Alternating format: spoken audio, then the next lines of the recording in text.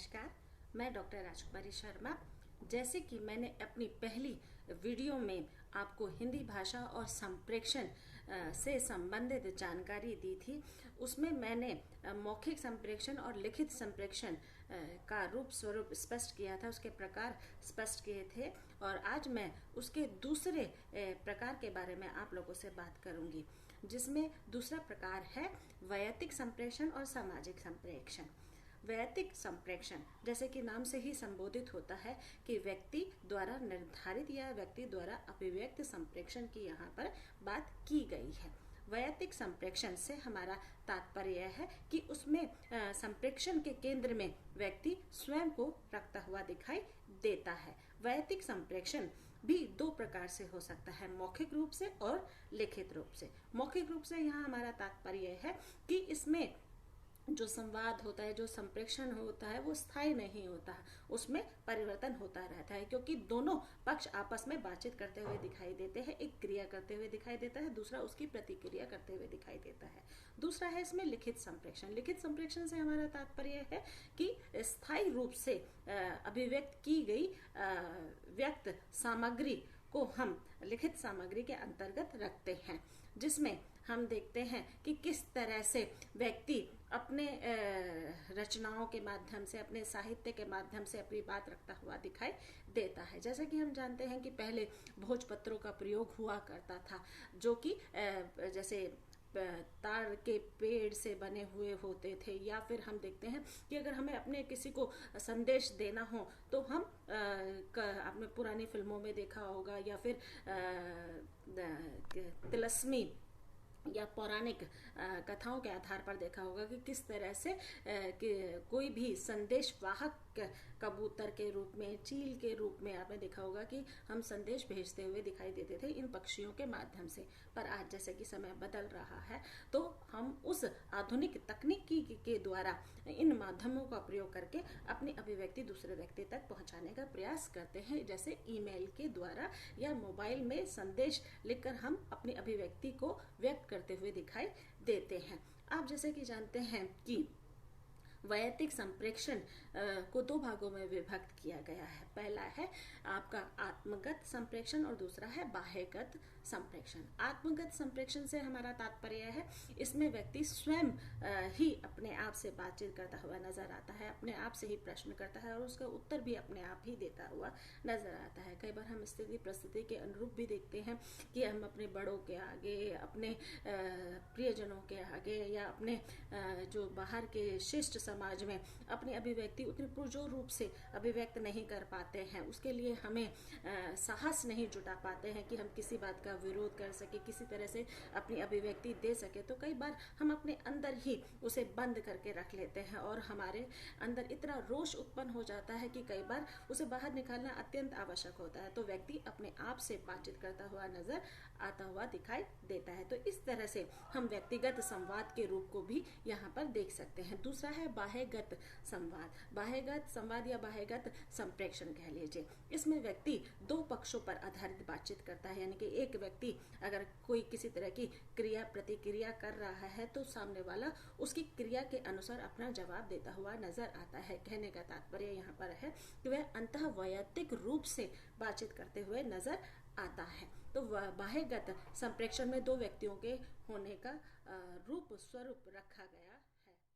बाह्यगत संप्रेषण में हम जैसे कि देखते हैं कि किसी संस्था, किसी कंपनी में कुछ अधिकारी या अधिकारी कर्मचारी से अगर वार्तालाप करते हैं, संवाद करते हैं, तो किसी भी समस्या का निवारण तुरंत हो जाता है, किसी भी कठिनाई का तुरंत जवाब मिल जाता है, क्योंकि वह आमने सामने वो प्रतिक्रिया होते हुए दिखाई देती है।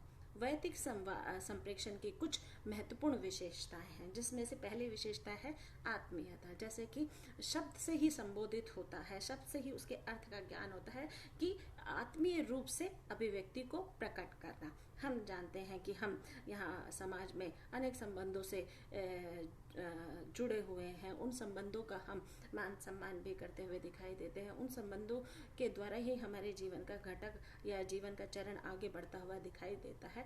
तो अगर इन संबंधों में मधुरता का भाव नहीं होगा, आत्मीयता का भाव नहीं होगा, तो वह जीवन में आगे कारगर सिद्ध नहीं हो सकते। इसलिए आत्मीयता का भाव होना अत्यंत आवश्यक है। हम देखते हैं कि व्यक्ति का व्यक्ति से जो संबंध होता है, यानी कि आमने सामने बैठकर जो क्रिया प्रतिक्रिया बातचीत द्वारा अपनी अभिव्यक्ति, अपनी आत्मीयता प्रकट करते हुए दिखाई देते हैं, इस आत्मीयता के कारण संबंधों में निकटता का भाव बढ़ता चला जाता है। दूसरा है इसमें गोपनीयता।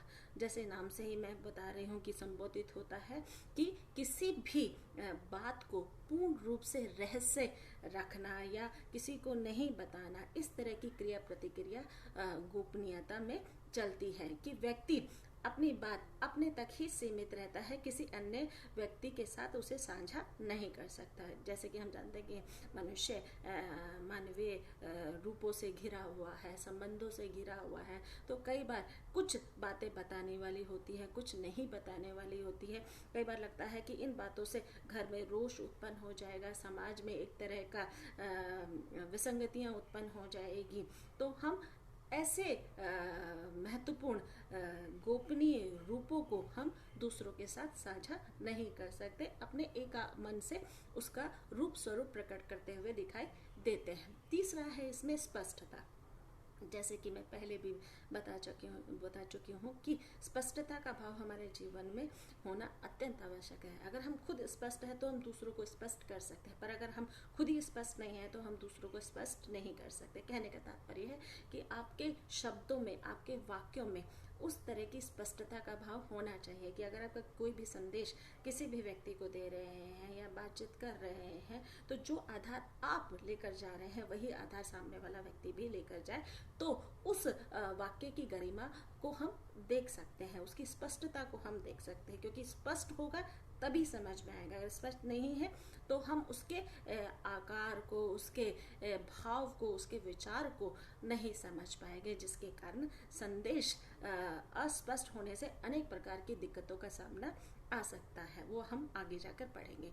चौथा है इसमें तात्कालिकता। तात्कालिकता से हमारा तात्पर्य है कि झट से किसी चीज़ का जवाब देना करना या तुरंत उसकी अभिव्यक्ति व्यक्त कर देना, या किसी भी प्रश्न को रखा गया है और उसमें समस्या है तो उसको तुरंत मतलब उसका जवाब वहाँ पर निकाला जा सकता है। कहने का तात्पर्य है पूर्ण रूप से व्यक्ति अपनी बात दूसरे व्यक्ति तक पहुँचा सकता है, संदेश व्यक्ति को तुरंत पहुँचा सकता है और उसकी क्रिया प्रतिक्रिया भी तुरंत जान सकता है।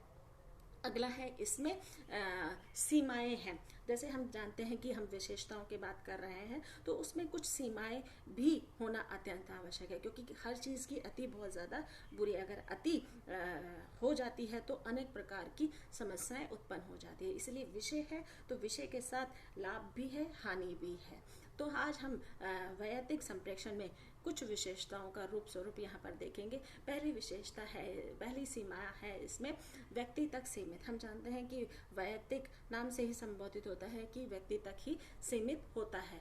व्यक्तिगत संप्रेषण की प्रक्रिया केवल एक व्यक्ति तक ही सीमित रहती है, पर हम ये देखते हैं कि अधिक लोगों तक उसकी जानकारी नहीं पहुंच पाती है या हम सूचनाएं नहीं दे पाते हैं।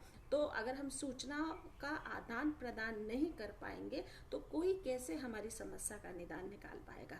समस्या उत्पन्न है तो उसका निवारण भी हो सकता है, पर हमें अभिव्यक्ति व्यक्त करनी आनी चाहिए। अगर हम अपने अंदर रखेंगे किसी बात को तो दूसरे वाला व्यक्ति कैसे समझ। विचारधारा अलग अलग है तो सोचने समझने की दृष्टि भी अलग अलग है। हम देखते हैं कि समाज में अगर अधिक मानसिकता से लोग ग्रस्त हैं तो वह उसी तरह की विचारधारा का वहाँ पर रूप स्वरूप रखेंगे, क्योंकि हम जैसी विचारधारा वहाँ पर प्रस्तुत कर रहे हैं ज़रूरी नहीं है सब लोग आपकी सहमति में बोले, कई लोग आपके विपक्ष में भी बोल सकते हैं। इसलिए जैसी मानसिकता का रूप स्वरूप समाज में है वह वैसे ही प्रकट करेगा। तीसरा है इसमें नियंत्रित एवं संचालित।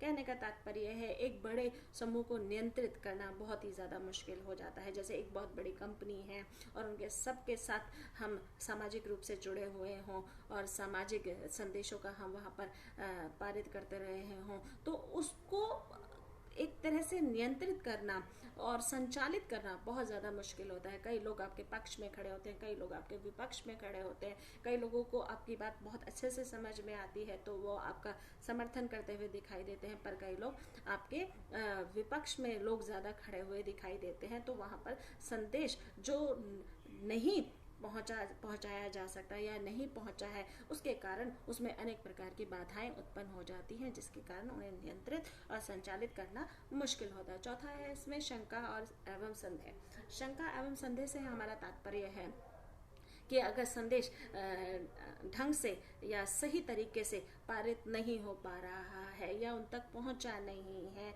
और जब पहुंचा नहीं है तो प्रतिक्रिया भी नहीं दे पाएंगे, और जो उस संदेश में अनेक प्रकार की कठिनाइयों से वह जूझ रहे हैं, अनेक प्रकार की भाषा की विविधता से वे जूझ रहे हैं, उनमें आए उच्चारण को वह नहीं समझ पा रहे हैं, और जिस रूप को आपने वहाँ पर भेजा है शायद वो भी समझने में असमर्थ है, तो इस तरह से अनेक परेशानियों का वहाँ पर सामना कर सकते हैं। अगर वैयक्तिक संप्रेषण होता तो इसमें आमने सामने बैठकर उन शंका और संदेह को दूर किया जा सकता है, पर सामाजिक संप्रेषण में इस तरह की समस्या को दूर करने में बहुत ज़्यादा कठिनाई उत्पन्न होती है, क्योंकि सामाजिक संप्रेषण एक बड़ी सीमा के अंतर्गत निहित होता है, जिसके कारण इन समस्याओं से जूझना वाजिब। तो हमने देखा यहाँ पर कि सामाजिक संप्रेषण की विशेषताएं और सीमाओं से व्यक्ति जुड़ा हुआ होता है, उनके नियम कानूनों से बंधा होता है, जिसके द्वारा वह अपनी अभिव्यक्ति को व्यक्त करता हुआ दिखाई देता है। धन्यवाद।